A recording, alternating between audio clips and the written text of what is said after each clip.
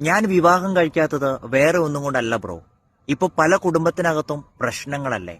ഈ ചിന്തകളാണ് പല ആളുകളെയും വിവാഹത്തിൽ നിന്ന് പുറകോട്ട് വലിക്കുന്നത്. മറ്റു കുടുംബത്തിന്റെ അകത്ത് കാണുന്ന പ്രശ്നങ്ങളെ കമ്പയർ ചെയ്ത് വിവാഹമേ വേണ്ട എന്ന് ചിന്തിച്ചുകൊണ്ടിരിക്കുന്ന ആളുകളോട് ദൈവാത്മാവിന്റെ കൃത്യമായ നിയോഗത്തിൽ ഒരു കാര്യം കൈമാറുവാൻ വേണ്ടിയിട്ട് ആഗ്രഹിക്കുന്നു. മറ്റുള്ളവരുടെ കുടുംബത്തിലോട്ട് നിങ്ങൾ നോക്കുന്നതാണ് പ്രധാനപ്പെട്ട പ്രശ്നമെന്ന് പറയുന്നത്. അതിനു പകരമായിട്ട് നിങ്ങളുടെ കുടുംബജീവിതം എങ്ങനെയാകണം എന്നതിനെക്കുറിച്ച് ദൈവസന്നിധിയിൽ നിങ്ങൾ പ്രാർത്ഥിക്കുവാൻ തയ്യാറാകുന്നുവെങ്കിൽ ദൈവികമായ പദ്ധതികൾ നിങ്ങളിലൂടെയും നിങ്ങളുടെ കുടുംബത്തിനകത്തും നടക്കുവാൻ ഇടയായിത്തീരും. ഒരു അനന്യാസും സഫീരയും തെറ്റിപ്പോയി എന്ന് വിചാരിച്ച് എല്ലാവരും അങ്ങനെ ആകണമെന്നില്ല.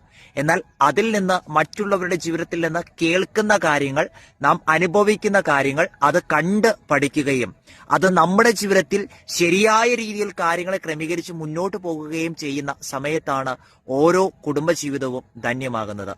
വിവാഹം വേണ്ട എന്നൊരു ചിന്തയല്ല, എന്റെ കുടുംബജീവിതം അത് ഏറ്റവും ശ്രേഷ്ഠകരവും മാന്യവും ദൈവീക നിയോഗത്തിലും ആയിരിക്കും എന്നൊരു ചിന്ത എന്ന് നമ്മിൽ ഉണ്ടാകുന്നുവോ അന്ന് നമ്മുടെ കുടുംബജീവിതം മറ്റുള്ളവരിൽ നിന്ന് വ്യത്യസ്തമായിരിക്കും. God bless you.